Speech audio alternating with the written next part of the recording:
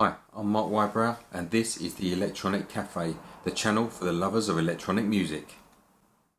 And I'm Andy McNabb, so let's get started.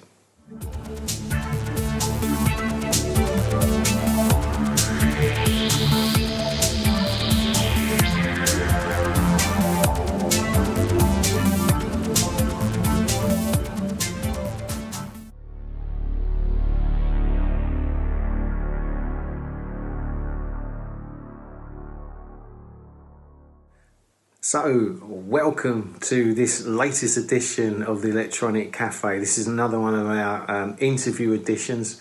Mark and I have had the great fortune to meet some amazing guests, and this one is no exception. Mark and I have managed to get a Sunday afternoon with the legend that is Steve Davis. Yes, that's Steve Davis, the king of the Green Bay's table, six-time world snooker champion, who, through his love of music and I'll be honest, incredible knowledge, ended up being a DJ at Glastonbury and then signed to a bona fide band called the UTOPIA Strong, which got amazing reviews in magazines like Electronic Sound magazine, saying it is an essential album. So I just reached out to Steve and said, look mate, we'd love you to come and have a chat about music. We promise we won't talk about snooker. And needless to say, he was an absolute gent. He's an absolute diamond guy, he really is. So sit back and enjoy this interview with Steve Davis talking about music and get to know more about his band, the UTOPIA Strong. You know, I get possibly an album a day. Yeah. I mean, I might edit that out there because my wife might see this, but... Yeah, I'm not saying the word because my wife has come back. No, she's cool about it. But I mean... Do another version of that. Just record another version. Just carry on and keep the. I still buy about an album a month. That's right. Yes.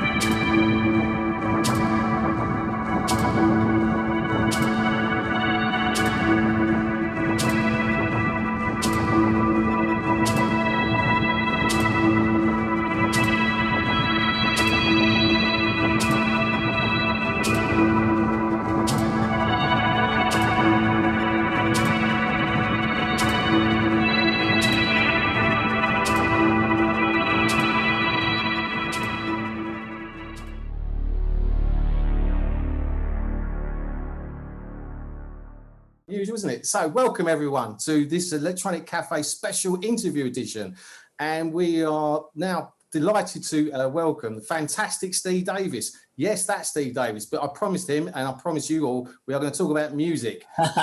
Steve, welcome my friend to the Electronic Cafe. Lovely to have you here, buddy.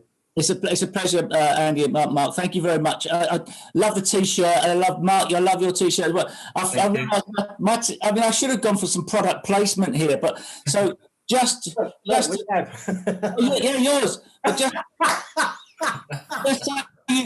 just so you know who you're talking to. I remember from the 80s, mate. There's no waistcoat though. We didn't recognise it. This is the new. This is lockdown. So it's still lockdown. Yeah. I'm just in my underpants, so you know.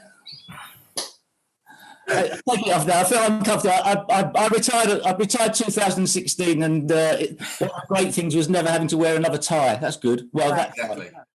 I enjoyed it. I think they're great. What you're doing is brilliant. I really enjoy it, and the enthusiasm, sort of like, that's what you can't manufacture that and falsify that. Mate, yeah, it's the same as what you do. Your music, right? It comes from here. That's why we did it. Congrats on this. I know it's been out a while, but I literally. Mark and I are both subscribers of Electronic Sound magazine, and I read through every single review, and I saw your name. I went, hang on, it can't be the guy I know, and it was.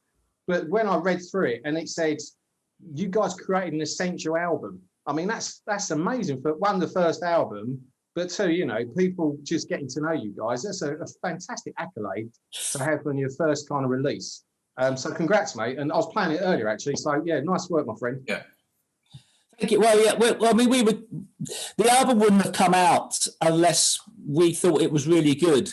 So everything's come in the opposite way round, really. So we actually sat down and made some sort of improvising jams, and with no idea other than they were going to be a good way to hang out, the three of us with the band. And the fact that I'd sort of learned how to play this sort of modular synthesizer, and so we expected the music just to be, you know, what it was, just a jam. But then we listened back and went, well, we could make this into an album, and then it all spiraled out of control, and we've ended up with that.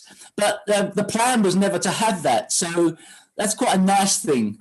That there was no plan, and it's now sort of the springboard to more things. And of course, then the next phase of having that album out was the record company Rocket Recordings saying they wanted us to tour, but that took it to another level entirely.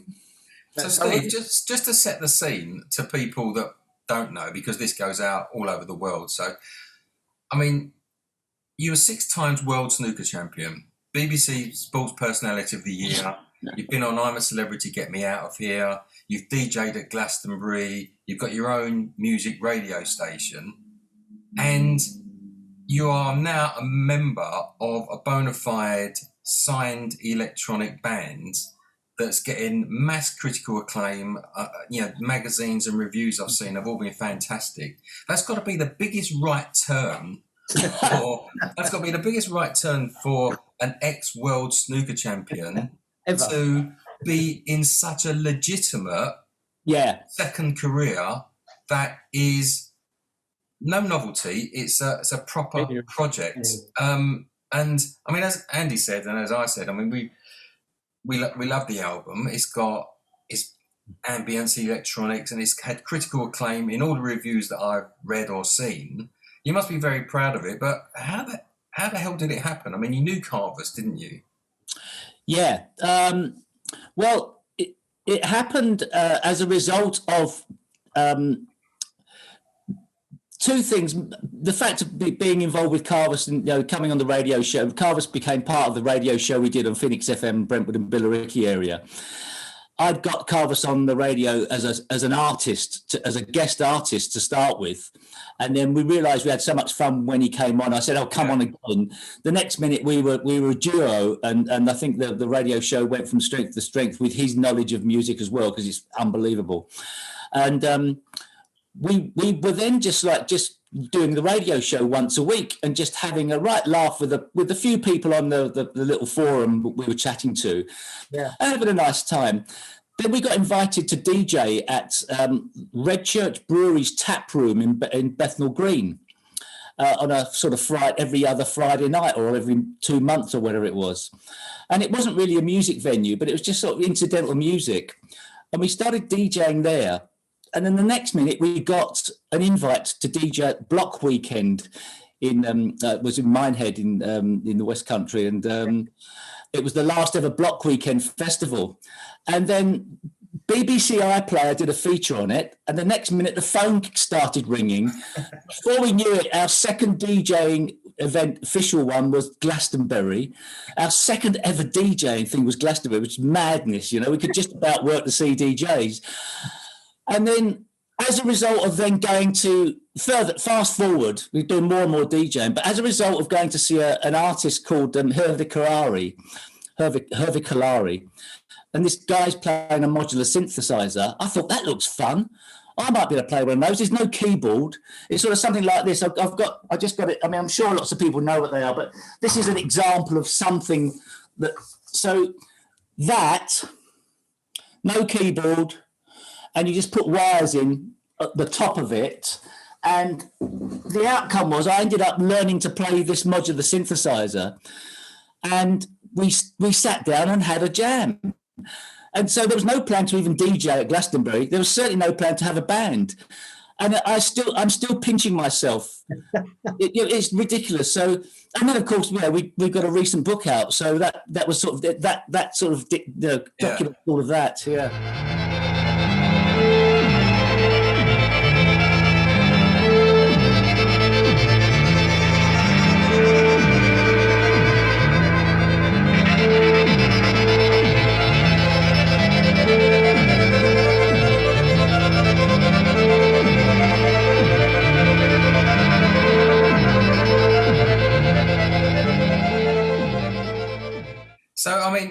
me and Andy have been we've been in bands together since we were 18, and I played the synthesizer in all of those bands. But even I have looked at modular synthesizers and just thought, they're just like they're too complicated. You got the Vince Clarks or the Martin Wares or the and I mean, it's a brave move for you to think.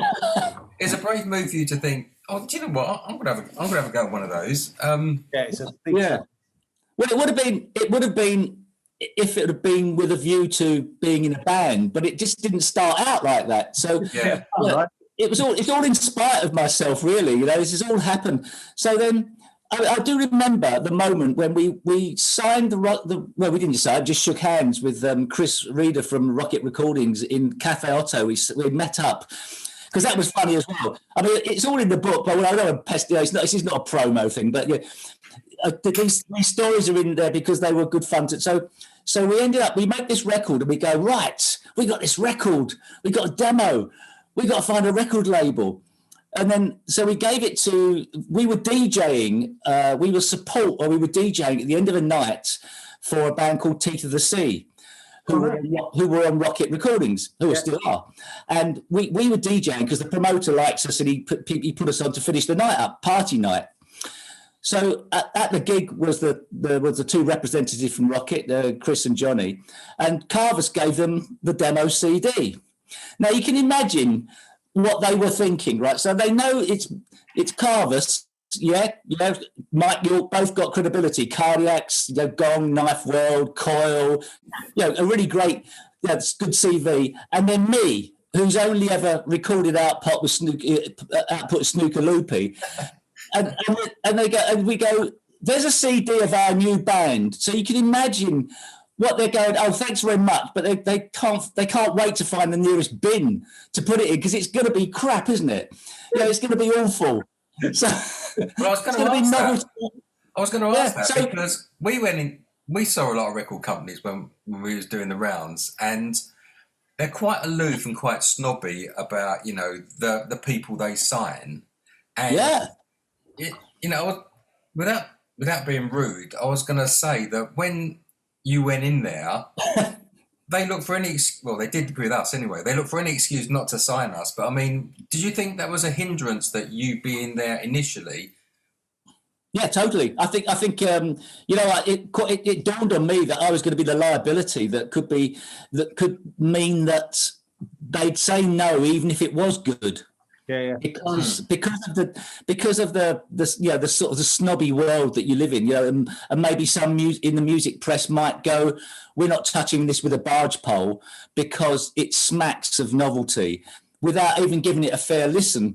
Yeah. So what we were delighted about was that the fact that the people who run Rocket are really open-minded, great guys. They're not a massive label. They're the right type of people for us to be on that. And when they actually went, yes, we want to do it, we were so delighted because they've got great bands, they've got a great track record. We thought, what a great seal of approval that they've decided to put their trust and their reputation for having a band that's got me in it, that wears a bow tie and looks like a waiter from the past. So when it happened, we sort of shook hands on it in Cafe Otto and met up, and we had a great night and went to see another gig. But it was then that they said, well, you're obviously going to have to do gigs. And it was at that moment that I realised I'd got myself in a hole. How can I do a gig? It was different making the record, but now you've got to do a gig. And that was, it's all been a blur, but what an experience, you've experienced it. But for me, the thought of being on a stage, I played snooker in front of loads of people. Yeah. It's not, but playing in the band, it was madness. Did you get nervous because it was out of your comfort zone? But like you say, you can play in a world snooker final, and like that's your office, effectively, that's your work zone. But did you find that playing a gig in front of people, or even DJing in front of people, because it was out of your comfort zone, you got incredibly nervous, or was you okay with it? I think it was obviously, the nerves, from sort of playing snooker, they don't go away. You still get nervous. And those I'd learned to sort of cope with. And as I got older, I didn't cope with the nerves as well, but I was used to them by then. Yeah. But there was nothing quite as exciting as walking out for a sporting occasion when you haven't got a clue what the result's going to be, and you just have to fly by the seat of your pants. So when it came to walking out for something that I was very new to, I think there was more blind panic. I had other people to be nervous with, which is something I've never really had. So I was walking out with two other people who were also nervous because it was all improvised and it was something that they hadn't really done too much of.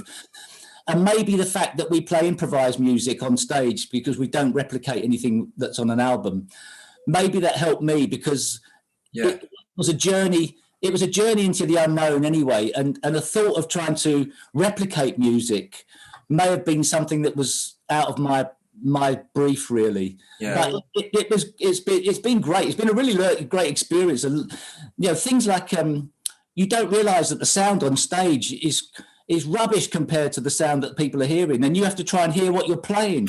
And there's no lights, and it's so many things you don't even understand until you actually start. Well, so many times we came off a stage really disappointed because it sounded terrible. And then everyone out front was saying it sounded great. But you get that the feedback and off the monitors and stuff. And if it's a bad mix, you're disappointed straight away, and you're not necessarily hearing what they're hearing out front.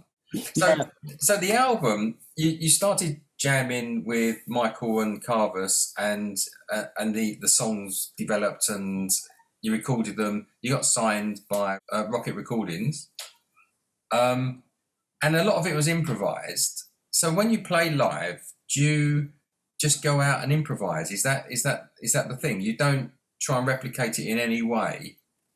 No. The only way to replicate what we've done would be to basically, what I would think would be cheating with a laptop and sampling, and just pressing. And where's the fun in that? Certainly no fun for me, and certainly no fun for two professional musicians who wouldn't go down that line, because one of the ways that you make music on a modular synthesizer is it's sort of very much a one-off. It's very hard to replicate it. So unless you actually recorded it or went down some sort of beatbox, not a beatbox, like a box that was basically a computer that just recorded everything that you were playing and then played it back, then we're only ever going to go and play improvised music. We can't really replicate it, and we wouldn't want to either. So that was a done deal right from the off. But of course, the scary part is, it could be rubbish. It could be total rubbish. But so far, touching wood everywhere, it's not been terrible. And on the occasions, quite rightly, as you said, Mark, when you think it's rubbish, but we've made a sort of sound recording of it, a desk recording, and we've listened back and we thought, wow, it was nowhere near the rubbish we thought. Because the other thing is, because it's improvised, you've never heard it before. So therefore, it's hard to like music you've never heard before. So we understand the crowd have to buy into that because they've never heard it either. But the result is that everyone's a different gig, and we've got some recorded stuff from those that we might put out in the future as well. So that's going to be my next question, because it's so much variation. I hope it was recorded because you're like, oh, actually, I like that, and there's a nice look at.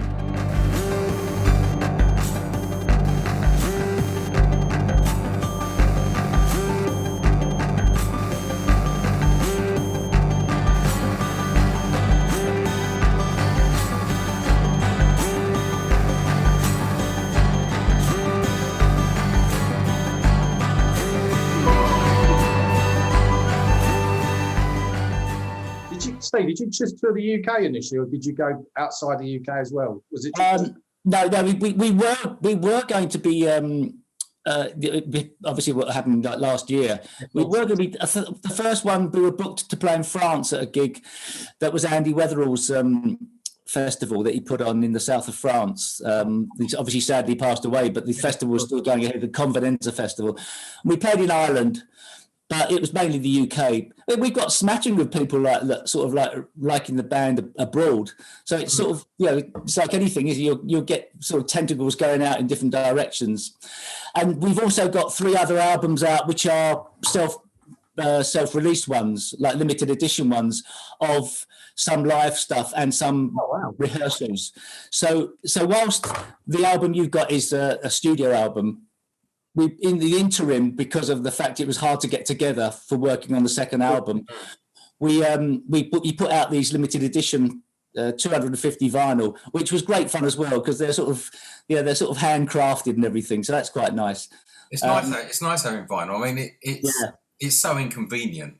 Totally. Yeah. Really. I mean, it takes up so much space and like just, but it's, if you get a record out, you're making a commitment to actually sit and listen to it rather than flick through Spotify or whatever. I mean, two things I wanted to ask, Steve. One, I assume Rocket Recordings has got nothing to do with Ronnie O'Sullivan. No, I don't know. Just I was going to ask that actually. Well, I'm just checking. And I don't think he's heard the music. And secondly, I mean, that's an amazing cover, but I mean, it's like a hologram cover. Where did the design for that come from?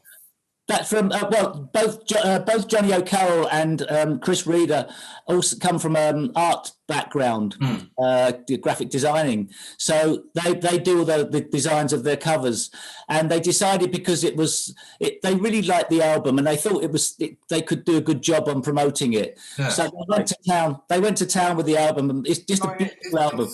It's stunning, like the colours in it, and just it's amazing. Yeah, when the light catches it, it's just. Yeah.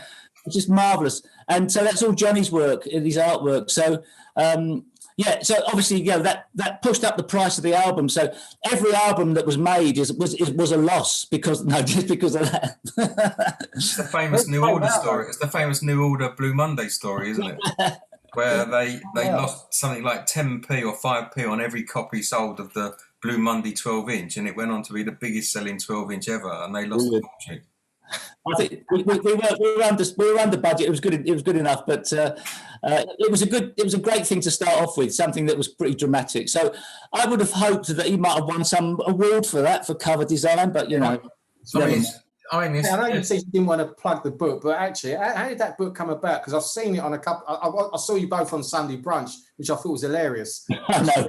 The TV clip, and you went, "You'll all be singing that over the weekend." I just thought that was a genius moment. I saw you lost it. Sound like the whole crew lost it, but I've not got a copy of the book, but I will be buying one. But anyway, I'll get you one. I've got more coming. I think I'll bring it to the golf. I'll bring it to the golf. Now you tell me. I mean, I bought it in the week. Oh no! I bought the audio book, Steve. Oh yeah, that's good. Yeah, well, that was another world doing that. That was 2 days of graft for both of us. That was tough. Reading words out loud. I mean, that's the last time I did that was Harry Potter books, I think, and I didn't do that much of that because I was away playing snooker. How did the book come about, though, mate? Because I mean, tell our viewers what it's about, brief. I mean, obviously, I know it's about music, but in terms of career, where you come in, what's it about? 1 second. Okay. Just while it's here, not that it's medical grade music. Yeah. But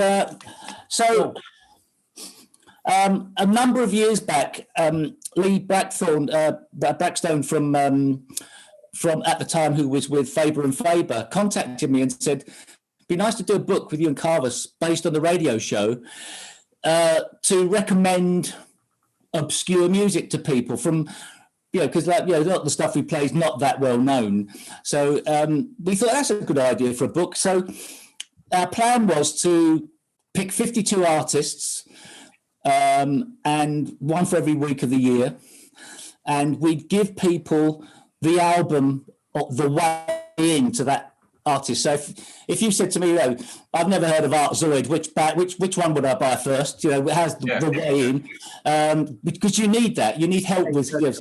So that was going to be the plan for the book, and we started writing it and realised we weren't reviewers, we weren't music journalists, and we got to the stage where it was becoming a bit of an albatross around our necks. In as much as what are we going to write about these people other than what you could read on the internet anyway? How many times could you say this album's brilliant? That's not a very big book, even if you've got 52 artists. So, and so we then started thinking, perhaps we could, perhaps what's happened with lockdown might sort of put it on the back burner. And Lee Braxton had left Faber and Faber and went to White Rabbit Books and started up his new company effectively. And he went, come on, let's do the book.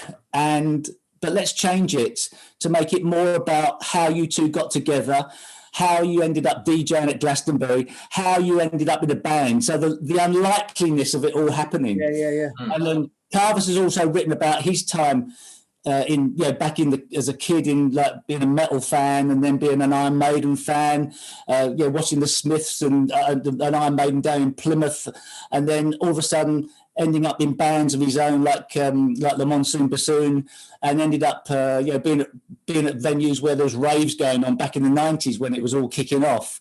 So he's written his music autobiography, whilst I've written my hobby music autobiography, and then they've converged. And then we talk a lot about what it's like to be playing DJing around and how much fun we've had, and also then as a band how that's how I've tried to assimilate that to actually be called a musician is ridiculous. That's the sort of stuff that's in the book. So, but it's a good fun book as well. It's good. It's enjoyable.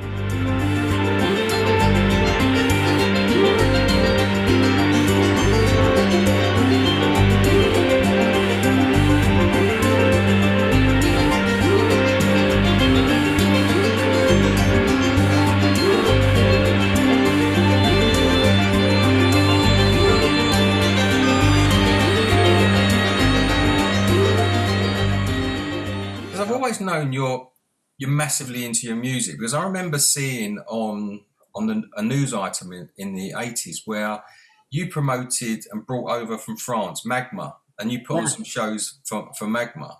And I remember, you've always been into, you come from Romford, so you was always going to be you're going to have a jazz soul kind of period. But then 5-star. But I saw them in Mr. Byrights once in Romford, if you remember that. I wasn't buying anything though, just to get that straight. But before that, I mean, you had the Canterbury scene and you like the prog bands and everything, and then you went to the jazz funk thing, and then now you've got this, everything really. You're touched by all music, I guess. You must have a huge record collection. Do you? Yeah. Well, I have got a lot of vinyl and that, and funnily enough, there's a time when you're sort of holding it and collecting it, and there's other times when you think, oh, it's just, what is it? It's just, there's other ways to have collections, and obviously that's what a lot of people have gone down the Spotify road. They just don't need it, but as a record collector, and I suppose you have to be that mentality. I ended up going down the soul music road during most of the mid-80s, the 80s onwards, and then a lot of the 90s, and accrued a hell of a lot of soul music, a lot of 45s. So I've got a big collection of soul 45s. But now I don't. At the time they were important to have, and now I go, do you know what? I've got so much of it. It's a bombardment. I can do with a few. If I listen to Aretha Franklin once a week and a bit of Curtis Mayfield or whoever, it doesn't have to be a well-known one, could be a lesser known light. Do I need all these 45s? So I'm sort of slowly going, well, I'll probably get rid of them in the end. But I do like buying something that hopefully the artist gets reward from. And one of the problems with buying soul music is they're long gone and the artist doesn't get any reward for them. So there's a problem. So... Well, we spoke to Atlas, who's an American guy who's on the Dead Mouse label. Based in Canada, isn't he? And he's talking about collecting music, and real music fans like to own something tangible. And he said something which was very true. He said, like with Spotify, you're just paying to access music. He said you don't actually own anything. It's just you're just paying to access it. So no matter if it's your favorite album, you don't own it. It's just streamed. And I quite like owning records. And I guess we've all got the problem that, you worry about when you pop your clogs, like what happens to it, because no one's gonna be as enthusiastic about my record collection as me. So it'll probably end up down the charity shop. Maybe, I don't know. I'd have to brief my daughters on that. But I mean, it's a very musician thing or a music lover's thing, like collecting music. Yeah, I mean, I think it's called the endowment theory, which is that if you buy something, it reinforces how important it is to you, and you value it more because of that. And I can certainly understand that. Yeah, there does become a time when you wonder what on earth you're doing, buying and hoarding and collecting. But I'm less bothered now about the collecting, as long as the artist gets the reward. So that's why I hate Spotify with a passion. And if you bought one item from Bandcamp from an artist directly, that's like, I don't know, playing that on Spotify for 3 weeks solid, for that artist to get that amount of money. Yeah. And it's all the modern world is of getting music for free, which is a problem for obviously musicians. It's hard to make money out of selling any albums. But I'm old school enough that I want to make sure I get something, and also the artist gets something as well. So I'm trying to buy it direct now. And so Bandcamp have done a great job. And obviously, the Bandcamp Fridays were a wonderful gesture during lockdown. So, the Bandcamp are my heroes, Spotify are my enemy. And mate, just going back to your music, is there a second album in the can or happening? Are you guys going to be bringing out a second album? Yeah, we've been working on it. It's been more difficult, but we've been working on it. There was a time period when all of a sudden it opened up. Obviously, instead of eat out to help out, we were playing into whatever the rules were. We were, and there's all that. You can get PCR tests now, the lateral flow tests to sort of meet up in a garden, but have a house bit with a studio in as well. So we've been working on the second album, and it's more or less finished. In as much as we've formed it. So we've got a few more meets to try and get it absolutely right, and then we're going to get it mixed, and then but I think it's now 6-month waiting list for vinyl. I think. Yeah, I've seen that. It's like the albums Mark and I like. Bands that aren't maybe as big as yours, they said, it's coming out now, and they've had to delay it. Yeah. That's not their fault, as you say. There's just vinyl's had such a resurgence, which is great, but you're right, it's caused a massive supply problem. It is quite strange. It is quite strange that the collectors, I think there's an element of collectors about the vinyl now, because it's not the easiest way to listen. It's not that user friendly. I know people quite like the idea of getting the turntable out of the attic and everything. But you would have thought CDs would have been the more sensible option for hard choice, but they still haven't lasted as long as vinyl's romance. No, as Mark said, I think there's just something about all the information and reading stuff. It becomes much more of an emotional attachment. I think, and I've said this before on other episodes where Jack White said you don't really own an album unless you have it on vinyl. And I as I say, Mark got me back into it. It's his bloody fault, but I kind of must admit I'm really enjoying it. So. So no idea when it's going to come out yet. But not really. But I suppose you're talking next year. But it's things take time. But in between that time, we'll probably try and put out another one of these limited edition ones as well, because they're good fun to do. Yeah. We've got 4 albums out in the space of a month and a half, a year and a half. It's been crazy. So, like the old days. Yeah, prolific. Yeah. Amazing. So how many modular synths do you own? One, or have you got a couple, or a few? I've got a number. Well, the modules, like in that one I showed you. It's upside down. There's an upside down version of it. There's like 1, 2, 3, 4, 5, 6, 7, 8, 9, 10, 11, 12, 13, 14.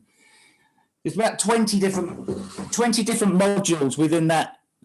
So what you do, you buy a case and you fill it with whichever modules you want. Yeah. So unlike a synthesizer, which is hardwired, and you get to know it, and the wires are all underneath the box, and you twiddle the knobs on top. With these things, you choose which modules you want and go in the direction that these modules can take you in, and you effectively fashion your own instrument. And it's down to you which order you wire it up, and you can put patch leads in and take them out and rewire them. We repatch them, so it can be much more flexible. So, it's a wormhole of buying modules. I've got shed loads of them, but the learning curve is massive as well on some of them. Some of them are really difficult to learn, but it's a challenge. And then these happy accidents happen. So even if you don't know much about, some music comes out, and if you're good enough at sort of steering in that direction, even if you don't really understand what's going on with a particular module, something nice comes out of it, and you go, "Ah, great, that's me for the night."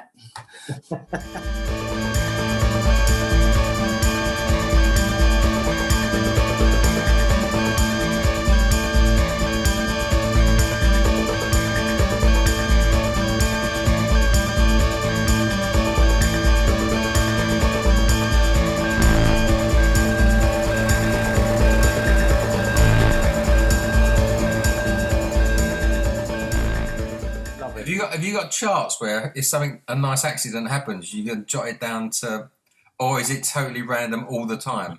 Well, the trouble is you could switch it off and switch it back on again. It wouldn't make the same sounds. It's just ridiculous. They're annoyingly complicated in that respect, and frustrating that you can't necessarily reimagine it the next day. But that's one of the beauties as well. So that's why it lends itself very nicely to improvisation. Yeah. It would be impossible to even plan too much on stage.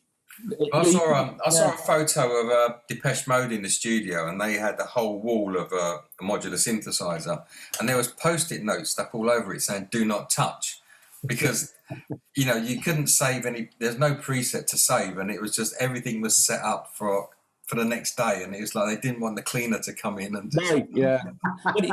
They're I think probably the more you know about them, the better you can recreate stuff, but it's never exactly the same. Yeah. Yeah, but there's so much of a dynamic between different bits. If there's one fractionally different, it's all over the place. Yeah. That for me has been the beauty of it, because I don't think I'm ever going to be going down the musical road of scales and repetition and learning sort of muscle memory. That I would have done that a long time ago, I think. So this is a different type of thing. This is quite a hobby. It's a hobby bit. It could be a bit nerdy. There's people that get more into the modules and into making them than actually making music with them. So you've got to make sure that you're getting in there for the right reasons. So the snooker world is very kind of focused and immersed, and you obviously trained, and you was very, driven. And the music you're doing now is like improvisation and stuff. Do you think you like that just because it's totally different to the career you had before, where you don't have to be so immersed and controlled? You can go with the flow, and you can just create these flamboyant sounds and just go with it. Yeah, I mean, I don't think I had any aspirations to do this, so I'm not being driven by the same thing that happened in the snooker world. Sure. So I fell in love with snooker as a kid.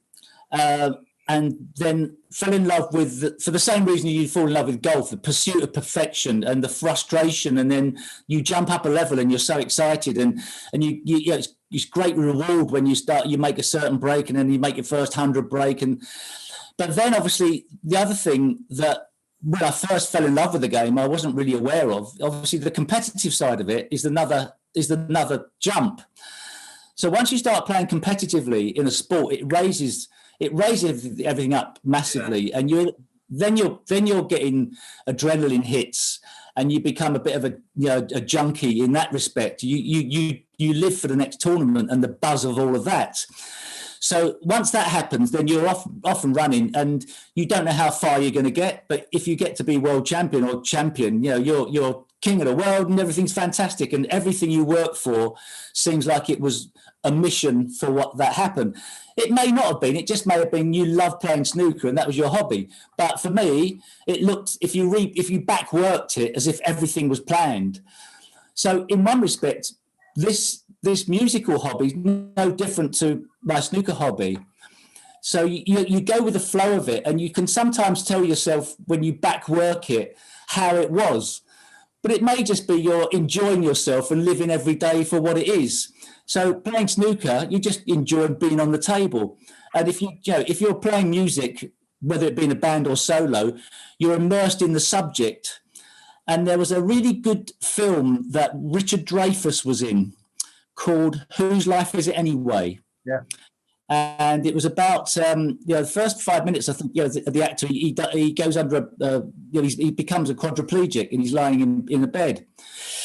And during the film, somebody says to him, well, because he wants to terminate his life. It was all about, it's a pretty heavy duty film. It's a great film. He wants the permission to be able to switch the machines off. And it's all about this court case that happens.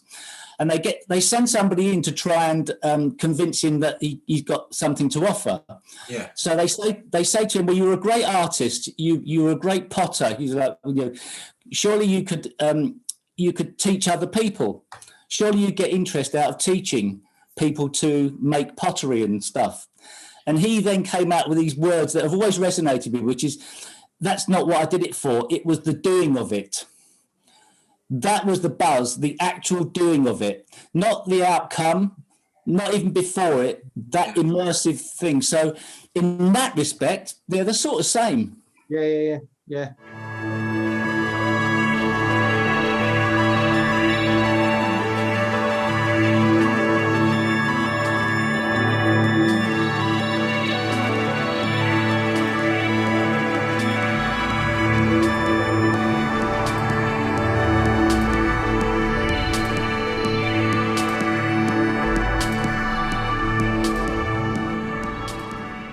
Mate, going. So I know you've got tons of influences, but I have to ask this question because we ask everyone, and it's more. I'm more interested than Mark. I'm interested in the answer. So, Desert Island disc, right? You can take one album to Desert Island. What would it be?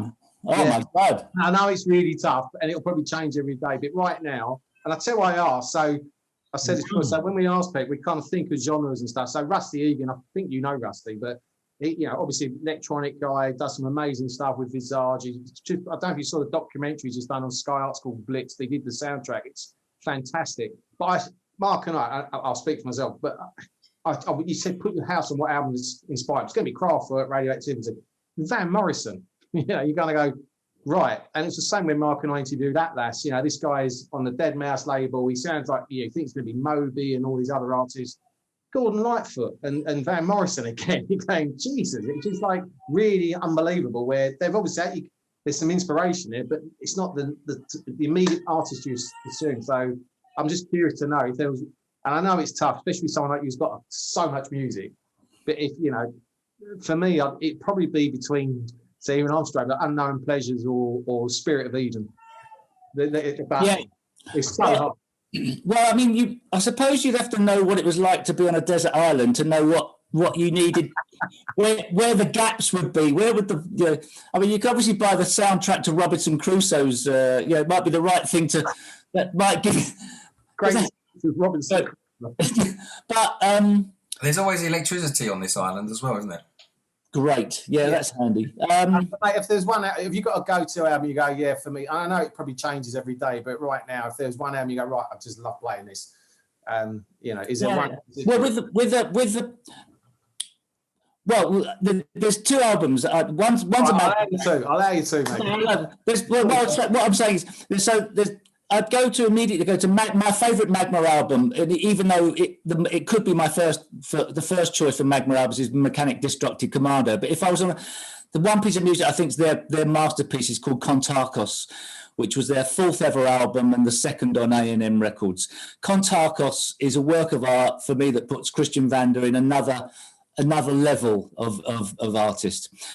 But if I was looking for something so that I had a bit of company, I'd probably go for Robert Wyatt's Rock Bottom, because there's some songs on it, and I might need some human company. And there's a little bit more humanism in that than just the singing of and the chanting of lyrics. So it would depend on what it was like. On your own on a desert island, because you might. Would you want an instrumental album? Maybe not. You want to hear another human voice. Lyrics for me are massive. look at Ian Curtis. I mentioned Joy Division. I mean, they're not the happiest songs you ever hear, but the genuine sort of tension and you could see he was not in a great place. But it's only when he died everyone went, shit, those songs had more meaning, right? And they. I just think they're incredible works of art. But two good shouts, mate. Two really good shouts. And I need to actually. You've convinced me. I need to go and learn more about Magma. So, I do. I know you're a massive fan. They're not for everybody. They're not. They're musical Marmite. Did you meet Kavus at a Magma gig? Yeah, so that's how we bumped into each other in France in a little venue in Paris, just outside Paris, and it's sort of a story that's quite, it's got some legs in as much as he was at the time he was a guitar tech for Cardiacs, right? And but then all of a sudden he got asked to join the band. The next minute he's in Cardiacs, one of his favourite ever bands of all time, and he's now playing in the band. I wasn't aware of this at the time. I wasn't aware of Cardiacs at the time. So we're over there in France. We bump into each other as a couple of the few British people that were in the crowd in this small venue, and he went, "I'm in a band." I thought, "Oh, lovely." I went, "Oh, really? Oh, lovely." Thinking it might be some pub band in some little thing that he's got, a little project or something. So he said, "Well, we're in London soon. Come along." So I went along to the Astoria. There was 1,800 hardcore fans who knew every word and every nuance of every Cardiac song. Yeah. And I was like, "My mate's in this band. I didn't even know he was in this band." And like, next minute he walks on stage and he's like a superstar. It was brilliant. And that just sort of cemented the fact that there's so much music out there you don't know. And then he introduced me to loads of bands that were sort of spin-offs of Cardiacs and friends of Cardiacs. But it's this beautiful music that's all being done in the UK that not many people really know about, like bands like Stars in Battle Dress and William D. Drake and millions of other, I think, Gasman, all these sort of like a peripheral bands that their own great artists, but they're sort of part of the Cardiacs family. Yeah. And I thought this I never knew any of this. And so that was the driving force for even more doing the radio show, because you just don't know what's out there. Yeah, well, I think you make a really good point, actually. And any particularly new artists right now that you've heard that have made your ears go, "Oh, these," and I know you've given some names just now, but is there anyone that's really standing out for you that's quite new that our viewers won't know about? Oh, wow. There's always somebody coming out with something. I really do like Tim Hecker's work, electronic artist. Yeah. He seems to have a great strike rate of, it could be film soundtrack stuff he does, but he just, for me, he's really up there. And the other person that I really like, I got more into electronic music after we had a couple of people on the radio show who played a lot of it when they were guests on, and I quite liked some of the music they played. So give me some names. So I got a few names like One Otrix Point Never and Orteca, and so these names were being thrown at me. I bought some of the albums, and then I was in Berlin and I went to a record shop that was a techno record shop, well, electronic record shop called Hard Wax, and I looking through the racks, never knew any of the names of the artists. So I asked the guy behind the bar for some recommendations in the same ilk as the names I mentioned. And the first album he pulled out was Surgeon's Breaking the Frame. So Surgeon's is brilliant techno artist, plays a modular synthesizer on stage and produces techno, and has DJ'd over the years at Berghain and Tresor and all of the great techno places. And so I started to listen to Surgeon's music and really liked it. I thought, it's this clever stuff. It's not just your buff, buff, buff. It's got something more than that. Yeah. And Anthony Child is his name. And Anthony recently got a project called the Transcendence Orchestra. And they play really sort of transcendent, meditative music on synthesizers and that. And he's produced, and so Anthony Child is producing under his own name some amazing synthesizer music, and he's got a passion. He doesn't listen to a lot of techno, he listens to a complete cross-section of other stuff, so his influences are marvellous, and he's making some great stuff at the moment. But it's not like a Surgeon needs a plug, because anybody who knows that world knows Surgeon. He's one of the legends. Yeah. His side project, I think, is very interesting. Yeah. Oh, that's great. And I mean, Mark and I, one of the reasons we started this show, I mean, we're all similar age. So, we grew up on top of the Pops, Old Grey Whistle, Test, the Tube. There's nothing, really. I mean, Jules does, 7 episodes a year, and that's it. If you're not on that, where do you get exposure on the TV anymore? It just doesn't happen. And there's, I'm a proper magpie, as Mark is, of finding new bands and discovering stuff, because that's half the joy of it. But you come across, I mean, last year in lockdown, the quality of music was incredible, and this year as well. I mean, there's a couple of times I do reviews, I'm literally speechless because the music's been so incredible, and they don't, they might, I don't know how many albums they'll sell, but they're not big, you know, they're not like, when we saw Tears for Fears of Depeche Mode, when they arrived on Top of the Pops, or I remember seeing Gary Newman for the first time. I mean, my dad went, oh, he's really cool. You know, it's just, that sort of stuff doesn't seem to happen anymore, sadly. And that's why this is what drives us. I mean, obviously, you know, you've got an amazing career, but it's just, I want people to know about what you're doing now, you know, with the music. It's important. But I think the thing it always struck me that, you know, if you're going to sit and wait for music to come to you, you even back when there were these things on television and radio show, you still would miss. You've got to do the legwork. Yeah. And it may not be walking to secondhand record shops anymore, but you've got to you know, do your wristing with mouse clicks to find the avenues because they're not going to come to you. So you can listen to sort of Six Music and Stuart McConey and Gideon Coe and some yes, there are still some, you know, the Freak Show. There's a really sort of out there. Six Music is a good source. It is a good one. But you've got to do so that's why I quite like Bandcamp, because you go on Bandcamp and you can just go down a rabbit hole for and these artists may not have any physical product out there, but you can still buy the digital, and there's some amazing stuff in that. So I've crossed the border from needing a hard copy finally to going, I need to support artists who are making stuff, who maybe can't afford to put an album out and maybe can't, you know, and even don't even put a tape out, the cassette tape sort of thing's going a bit as well. So there's so many great artists out there that don't really get a look in. So I've gone down that more so, which also helps the floorboards in my house. Because they've reached. I think we're the same. I think we've really smashed Bandcamp and Discogs and all the usual outlets. And even good old fashioned things like this. I don't mean to plug them, but I do a lot of my research because, you know, I'm subscribed to that as Mark does, and you know, I spend a couple of days just plowing through them, and every now and then you'll find an absolute nugget and go, I love that, and you know, it's but.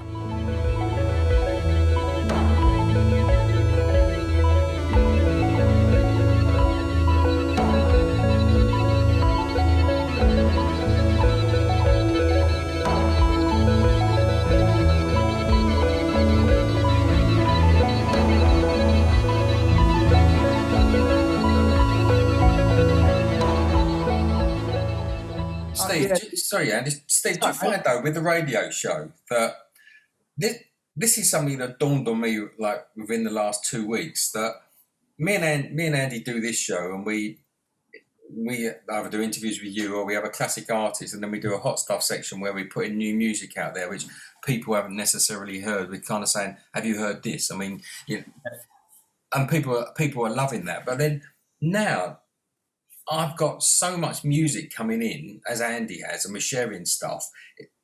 I'm thinking, when do I listen to the classic albums that I love, that I own, or am I always questing to find something for someone else to introduce to them? Yeah, it's a nightmare, isn't it? I mean, like, you know, obviously, the longer you're on the planet, the more you've got, you know, in your knowledge, and and how often do you go back to an old album? You know, exactly. I mean, selfishly, I'm thinking, I really want to. I don't put aside any time to listen to something that I've genuinely loved for 20, 25 years. But equally, I want to find new music as well. And you've got your radio show, and you're doing a similar thing. Yeah. You're always introducing new music where, you know, people have a listen to this, or the book's saying have a listen to this. But there's albums that you've got which you absolutely love and adore, which you would like to absorb and spend some time doing, but you're always questing to find something else as well. It's a real dichotomy of... I think so, yeah. I mean, like, obviously, your good selves and me have got a reason to listen to some new music because you're using it as a direction for something you're doing as well as listening to the music. But what I find a lot of people is, as they get older, they sever their ties with new music. Yeah. And that's the sadness for me, because the artists are great from every genre, from every era, but the person, as if they've just got like a tired old brain that doesn't want to listen to anything else, and they'll just go in their own loop of the music they've got, and that's good enough for them. Okay, fair enough, but what about the stuff they're missing out? So if I had to, I'd make a decision that once I'd listened to something for enough time that I may not listen to it again because I want to listen to new music. So it means I don't listen to Robert White's Rock Bottom. If I had to listen to new music instead, I think I'd go, I will. You know, I've listened to it enough. Do I need to listen to it again? Yeah, it's lovely, but there's other stuff out there. So I don't know what the balance is because, as you quite rightly say, but I think I want to make it more than 50-50, like 80-20, 90-10 for me, new music. Well, if everybody implodes and the Spotify thing's not really what it's all about, if nobody's buying anything, how do you buy it? The artists are going to disappear up their own arse in the end, aren't they? Who's buying it, Well, I posed that question on our Facebook. Like, we've got an Electronic Cafe Facebook group, which it'd be good to get you on, actually, because I'd have to, get as a member on that, because people just post diverse stuff and you just either go, brilliant, I'll investigate that or not. So it'd be good to get you on that. But I posed a question the other day, like, this question, what do you do? And a lot of people, many people said, oh, I'm 80-20 old music and 20% new music. Yeah, so another people were saying, well, I listen to a lot of new music or 50-50 or whatever. But my personal view is that the albums that I really love from when I was like 15, 16, 17, 18, when I didn't have much money, you used to buy like one album a month and you used to play it over and over and again, and you got to know that album and it absorbed into a different level. Whereas like now, fortunately, we got more money, we've got Spotify, you've got YouTube, you've got all these avenues where I get possibly an album a day. Yeah. I mean, I might edit that out there because my wife might see this, but I'm not saying the word because my wife has come back. no, she's cool about it. But I mean, do another version of that. Just record another version. Just carry on and keep the. I still buy about an album a month. That's right. Yes. No, but we got to know an album, and those albums we really loved are because of that bond that we had when we played them repeatedly over and over again. Whereas like now, it is quite disposable unless you buy it. New music comes and goes, but you don't give it that listen that you gave it as a 16 or 17-year-old. Personally, I don't anyway. No, it feels like it was more special back then. What I would say about old stuff and needing to listen to it is that, have you ever gone back to an old album and you hadn't listened to it for, say, 30 years or 20 years or whatever, and you put it on and you know every word and you know every change in time signature or whatever happens, and it's hardwired into your brain as if like you could listen to it, it wasn't there, it's still in your brain, it's been stored and burnt in your brain. That's exactly true, because there's some old albums I've got where when it fades out, I can hear the intro of the next song coming on. I know what's coming next just because of familiarity. Whereas like new albums now, you don't actually know what's coming up next. You're looking, oh, this is next. But you know them so well in the fade out, you know what's coming next just because you just absorbed it so much as a youngster. I don't think it's that. How many times do you listen to a new album before you move on? I mean, there is a danger. And if you're doing a radio show or you're doing you're doing it, there is the place now where you may never get to know something because you've only got so many hours in a day. That is a big problem, but I mean, it's a nice problem to have. I suppose. Never have enough music. Because I hadn't played any cocktail stuff for quite a while, and we interviewed Colin Wallace recently. He was like their mate. And I put a couple of their vinyls on, and each track you get that little tingling in the back of your neck. It's just certain songs just make you feel. I get that with Heroes from Bowie or Love Will Tear Us Apart from Joy Division, but like you said, Steve, for me, the excitement of bringing new stuff to people takes up the majority of my music listening time. But occasionally I'll go, that's my point. I need to play Spirit of Eden, or I need to play Heroes, or occasionally you just go, I really want to play that. I did that with a Simple Minds album, like Sister Feelings Core, something about a year ago, and just played it for about a week solid. But then you go back onto your finding new bands, and I do enjoy it. I do. That's discovery buzz of going, oh, I like that. Whilst you can't be listening to everything, you disappear. You go mad trying to find every new thing that was in your genre, whatever that might be. Yeah. But as long as you're sort of filtering in new stuff every now and again, it's nice. Nice. So the second album is nearly done. Well, it's yes, sort of, yes, formulated. So I assume you're on the same label and everything, and it'll be out next year. I'm really looking forward to that. Really looking forward to that. I don't know what it's going to be called yet. I don't know what the album's going to be called. Is it similar sounding? No, it's different. No, it feels more grown up. I can't get it. It feels like there was a plan. Yeah, no, it's you're listening to some of the tracks. We got a couple of what we think are bloody masterpieces, nice. But obviously we're biased.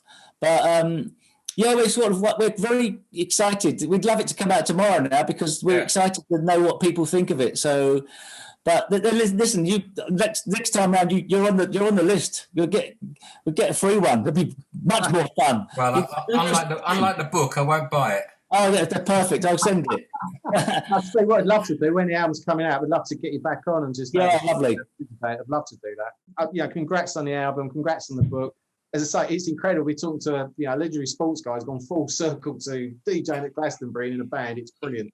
Well, listen. Thank you very much for your recommendation and congratulations on the program as well. It's really good. It comes over that it's from the heart as well, which is what we're all in it for. And I mean, I just feel very fortunate that I've had two hobbies that have become more than just hobbies.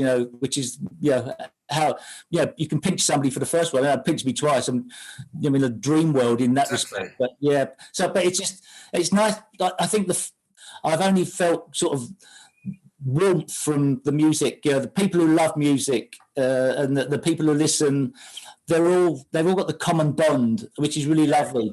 We all listen to different stuff, but it's about knowing full well that you've got that gene in you. You've got that's in your DNA, that you love music and you love other people who love music, regardless of what they listen to. But it's been great, and you're right. There is that gene in musicians where they're just genuinely just amazingly lovely people. Yeah. I think as a musician, you're always kind of sounding out the other person, I think, to see,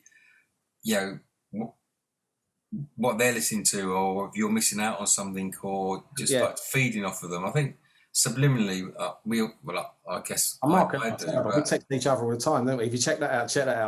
I must get on your nerves, mate. I meant to mention it earlier. There's a film called I Dream of Wires. Yeah. Which is a documentary about modular synthesizers. Have you seen it? I haven't seen clips of it. I haven't seen it, but it's supposed to be really good. It's Gary Newman's song, but I mean, it's all about modular synthesizers. And there's two versions. There's the short version, and then there's the longer version, which is that go down that wormhole at your own risk. They're very nerd. They're really nerdy. But if you're into Eurorack and modular synthesis, then it's right up your street. But it is very nerdy towards the end. And of course, there's a new album. There's a new documentary out called Sisters with Transistors. Which I've got to look forward to downloading that and buying that, because that looks very interesting about the sort of the early female pioneers that never really got the recognition they should have done. Absolutely. 100%. And the old BBC workshop as well. The music they did. So, but Steve, thanks for spending your Sunday afternoon. Really appreciate it, mate. With us, really appreciate it. Thank you. Well, keep up the good work. Thank you, buddy. Thanks, Steve. Cheers for your time. Cheers. Thanks. Really nice speaking to you. Thank you. Cheers. Bye. Bye. So I hope you enjoyed that conversation with the fantastic Steve Davis. Steve, thank you so much for coming on the show. It's really enjoyable, mate. Look forward to the new album as well, which will obviously feature sometime in the future when it gets released. Look out for some more great interviews, more great programs that Mark and I are playing in. We have Mark Reeder coming on the show. We have Passenger S from Metroland coming on the show. I hope you also enjoyed, and if you haven't seen it yet, check out the interview we did with the fantastic Jennifer Touch. We've got lots more to come, lots more content, looking at some amazing bands, more hot stuff reviews. Really want to get those ramped up again, because we know how much you like hearing about new artists and new music, and there's certainly a ton of that out there right now. I'm looking at tons of cool music that I'm itching to tell you all about in forthcoming episodes of the Electronic Cafe. So if you like what you've watched and heard and you haven't subscribed, please do so. If you have friends you know would love the sort of music we talk about, please tell them about us. We'd be really grateful. We just want to keep doing some great stuff for you guys and make your ears happy. So that's it for now. We both look forward to seeing you on future episodes of the Electronic Cafe. Take care. Bye-bye. Stay safe, take care, and thanks for watching the Electronic Cafe. We'll see you again soon.